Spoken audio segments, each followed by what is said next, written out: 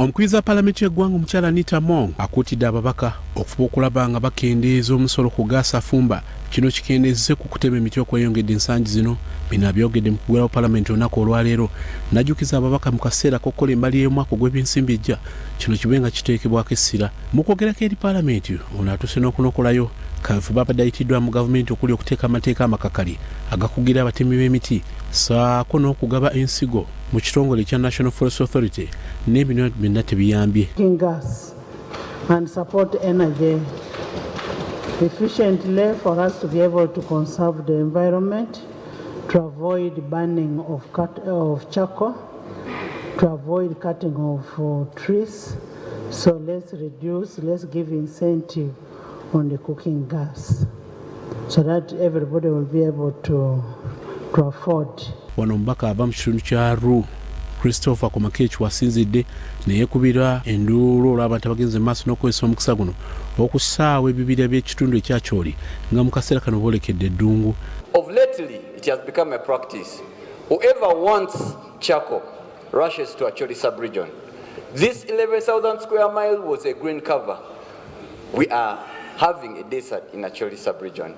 Right, Honorable Speaker, this issue of putting an incentive on the price of gas should have been done as early as yesterday.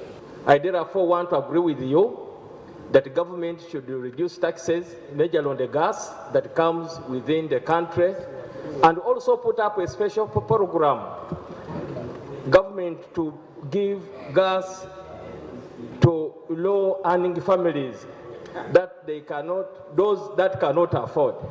Because Starbucks 10 kilos of gas in Uganda buys at 80,000, and in Kenya they sell at 30, a difference of 50,000. Wano ababaka ba Paalamenti abenja baviirideyo okutuwa endowooza zaabwe lwaki balowooza ekyokendeeza omusolo ku gaasi kyandikendeeza otema ebibira. Sipiika kyaleese akireetedde mu budde bulungi nnyo lwakuba tugenda kutandika budget cycle, budgeting process.